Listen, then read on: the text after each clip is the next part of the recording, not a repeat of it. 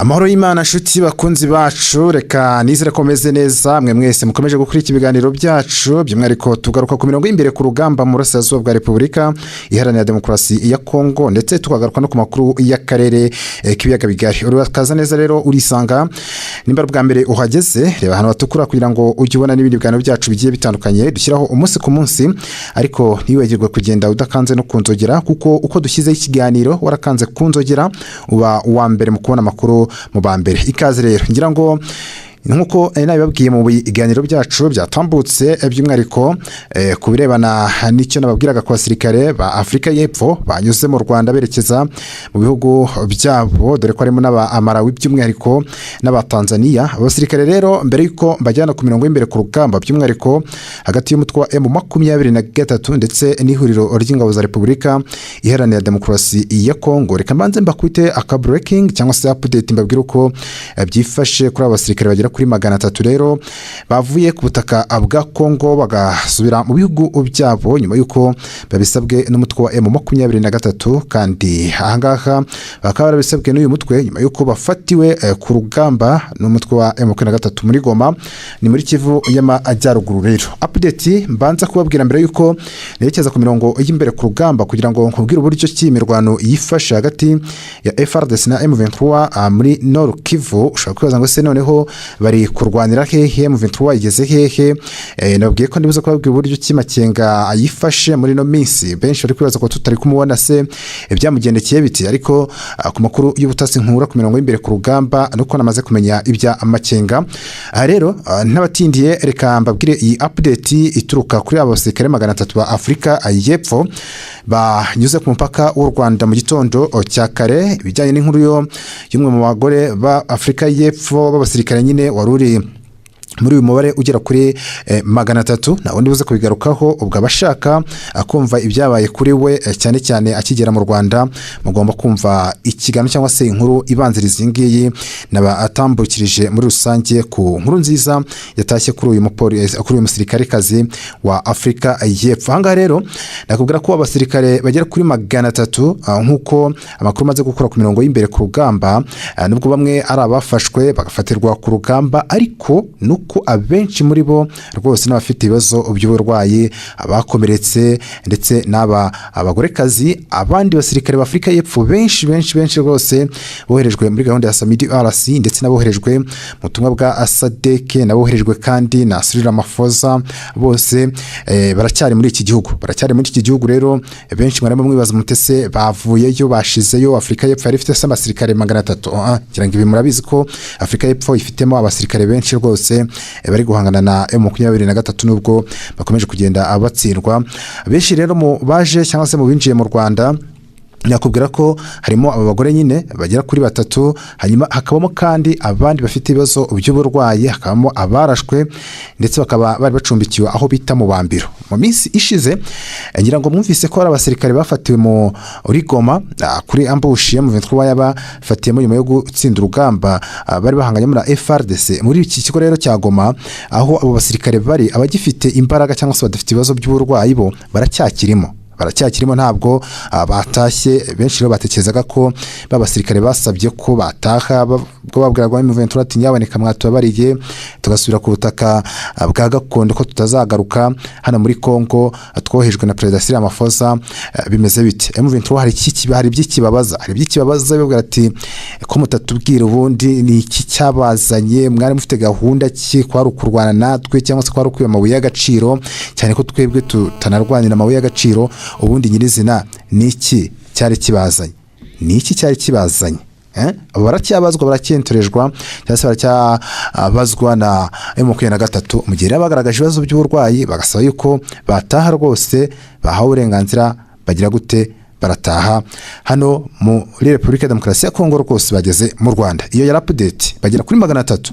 Ubwo rero bibwira ko abasirikare ba Afrika y'Epfo bashizeyo muri Kongo, oya baracyariyo. Nabwiye ngo Softboy Rwanda ngiye icyo ngomba kubagereraho ni amakuru nyakuri, amakuru y'umuzi, amakuru yandi nkubwira ngo nayimbere ku mirongo y'imbere ku rugamba, maze nkakubwira uko obyifashe. Reka twigire muri Nord Kivu ahari kubera imirwano ikomeye mu gitondo cy'uyu munsi, nubwo operation yari irimo ya M23 ijyanye no gucyura abo basirikare nyine basabye ko bataha.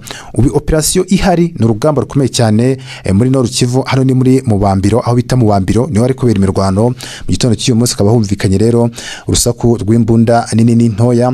Amakuru ndi kuvana ku mirongo y'imbere ku rugamba bikaba bivugwa ko ari ingabo za FARDC zagabye ibitero kuri M23, ariko M23 rero iza kwirwanaho. ubu ngubu amakuru ndi gukura ku rugamba nuko M23 imaze kwivugana bamwe mu basirikare bari muri iri huriro rya FARDC, Wazalendo, Abarundi, Abacanshuro n'izi ngabo za Afrika y'Epfo. Ntabwo nakubwira ngo se n'umunyafrika y'Epfo wapfuye cyangwa se no mu Wazalendo cyangwa se niki, gusa umubare mfite aka kanya n'abasirikare 6 ku ruhande rwa Kongo rwa FARDC bishwe na M23. ubwo ndaza gukomeza nkurikirane ku mirongo imbere ku rugamba menye se abasirikare bari muri groupe ya Wazalendo, bari muri groupe ya FDLR, bari muri groupe imeze gute. Ni urugamba rero ruyowe na Bernard Byamungu, umwe mu bakomeje no kwinjiza by'umwihariko abapolisi ndetse n'abasirikare ba FARDC mu gisirikare cy'umutwe wa M23. Abatashye cyangwa se abemeye kwishyikiriza umutwe wa M23 ubuhamya bwo burivugira. Benshi bagaragaje ko muri rusange icyo bashaka ari ugufasha M23 kuvanaho ubutegetsi bwa President Felix Tshisekedi bakagera i Kinshasa. Bati tuzabohora Kivu y'amajyepfo yose, tuzabohora Kivu y'amajyaruguru, ariko twebwe icyo dushaka nuko Felix Tshisekedi ava ku butegetsi. Abo ni byatangajwe n'abasirikare ba FARDC rwose bamaze kwiyunga n'umutwe wa M23. Uko niko kuri guhari. Benshi twaganiriye ku mirongo y'imbere ku rugamba, birumvikana njyewe niho nkomereje kugira ngo mbabwire ibyo M23 iri gukorera hano mu Bambiro. Mu Bambiro rero abatayizi ni mu birometero bigera kuri 27 werekeza Igoma. Milimetero 27 werekeza Igoma. Uba waciye aho bita Katana ukazamuka. Katana ni mu bice bya Safu Kivu cyangwa se Kivu y'amajyepfo. Ahangaha ni nkuko reka dufate urugero, buriya ni nkuko wasanga akarere kamwe gakora nko mu gice cy'amajyaruguru ariko kagakora no mu gice cy'amajyepfo. Niyo mpamvu mu Bambiro ikora kuri Safu Kivu ndetse na Nord Kivu, hanyuma kuva muri mu Bambiro ugera Igoma mu mujyi ni ibirometero 27 bihari. Kiranga ibyo ngibyo byo mugomba kubyumva. Ubwo rero urugamba rukaba ruhinamiranye cyangwa se rwakaze. Imibare mfite kwiza kuri ako kanya nuko mu Bambiro rwose 98% yamaze kugira mu maboko y'umutwe wa M23. Binyuze mu muvugizi wayo mu bya politike Lawrence Kanyuka, marabizi ko baheruka kuvuga ko mu gihe cyose FARDC takwemera kurambika intwaro hasi maze Felix Tshisekedi akemera kujya kumeza ibiganiro, bagomba kurwana mpaka ku mwuka wa nyuma. Rwose. Aha rero kuri imirongo y'imbere ku rugamba, nyuma yuko nabwiye ko ndi kubakorera operation y'uburyo cy'urugendo rw'abasirikare ba Afrika y'Epfo, bari bugende mpaka Pretoria, abandi bakagera muri za Lilongwe muri Malawi, abandi bakagera za Dar es Salaam muri Tanzania no mu bihugu bindi bitandukanye baturukamo. Iyo operation yo ndaza kuyobwira ku mugoroba, urugendo rwabo rusa nk'uruhumuje cyangwa se rwenda kugera ku musozo. Ndetse nakubwira operation wa mugore wamaze kwibaruka, wamaze kubyara nimba yoherejwe muri aba basirikare. Abantu rero bari mu birindiro bya MONUSCO M23 ikaba yabagarutseho. Akaba rero yabagarutse abaza Bintou Keita, abaza tumunda abantu bari mu birindiro bya MONUSCO ni bantu ki, ni bande.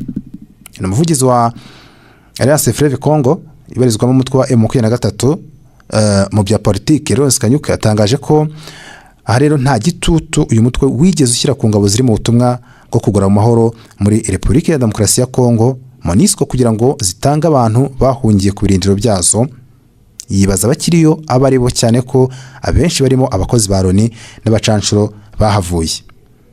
Ku itariki 21 umuyobozi mukuru w'ubutumwa bwa Loni ushinzwe kugura amahoro mu burasirazuba bwa RDC akaba yitwa Bintou Keita, akaba ariko yatangaje ko batewe impungenge n'abantu barenga 1500 bahungiye mu birindiro byabo bakaba bacungiye umutekano. Keita rero yahamije ko M23 yagiye ibashyiraho igitutu ngo bayishyikirize abo bantu, ariko MONUSCO ihitamo gukomeza kubarindira umutekano, igasaba ko amahanga yagira uruhare mu kubafasha kwimukira mu nkambi zicungiwe umutekano. Umuvugizi wa M23 Lawrence Kanyuka rero akaba avuga ko abo bantu nta gitutu batewe na M23, ahubwo yibaza baribo mu gihe abakozi ba Loni n'imiryango yabo n'abacanshuro bo batashye bavuye muri Repubulika ya Demokarasi ya Kongo. Mu kwibaza ati muri rusange mu kibazo yibajije Bwana Lawrence Kanyuka ati umuyobozi wa MONUSCO Bintou Keita yanze kugaragaza ko abo bantu arinze mu bigo bya MONUSCO nta kibazo tubateye kuki bamaze iminsi myinshi bihishe mu gihe abakozi ba Loni n'abacanshuro bagiye rugikubita aho bahungiye kuri MONUSCO ubundi ni bande. Mu mperarezo kwezi kwa mbere uyu mwaka abakozi ba Loni murabizi ko n'imiryango yabo barenga 1200 bahunze bava i Goma banyuzwa mu Rwanda kimwe n'abacanshuro b'abanyaburayi. Ni mu gihe rero nyuma y'iminsi mike imirwano ihosheje Goma umubare munini w'abasivile bahise basubira mu byabo kuko ahanyine babonaga ko atari ngombwa kuguma mu nkambi kandi aba bakoreraga urugomo bamaze kumeneshwa. Kuva Keita rero yatangaza ibyabo bantu bahungiye muri MONUSCO bamwe batangiye kugaragaza ko ari abarwanyi ba FDLR bihisheyo nubwo aya makuru adafite gihamya. Ariko nko mu kwezi kwa mbere uyu mwaka ubwo intambara yakazaga umurego bivugwa ko abasirikare bo mu butumwa bwa Samidi RC babonye bakomeje gukomereka no gupfa ku bwinshi bahungira mu nkambi za MONUSCO. Kanyuka rero akaba aherutse kubwira itangazamakuru ko abasirikare ba Afurika y'Epfo nubwo bari mu birindiro bya MONUSCO ariko bagomba gutaha ari bo banatashye uyu munsi muri rusange. Batashye uyu munsi ariko abatashye uyu munsi nabwiye ko ari abafite ibibazo by'uburwayi ndetse n'aba bagore bafite mwari ufite kijyanye no kuba twite babiri hanyuma undi we nawe akaba yari afite izindi mpamvu zituma ataha aho yasabye ko M23 yamureka nawe agataha muri uyu mubare wagera kuri 300. Rero mu bambiro yaboneka ibintu byo birakomeye M23 ikomeje gukubita umwanzi ahababaza. Niyo mpamvu nanjye ku mirongo y'imbere ku rugamba ngiye gukora iyo operation. Hanyuma mu kiganiro kiri bukurikireho muze kumbwira mbakorera operation y'uburyo ki aba basirikare ba Afurika y'Epfo bavuye Rubavu paka kugera Kanombe cyangwa mbabwira operation y'ahantu General Sultan Makenga yabaherereye cyane ko abenshi bavuze Makenga yapfuye iki n'iki ariko nakubwiye ngo operation Karundura ngomba gukora mu birebana n'imirongo y'imbere ku rugamba nako ngomba kubagerera ku makuru yose mushaka kumva ndetse no kumenya hano kuri Soft Boy Rwanda.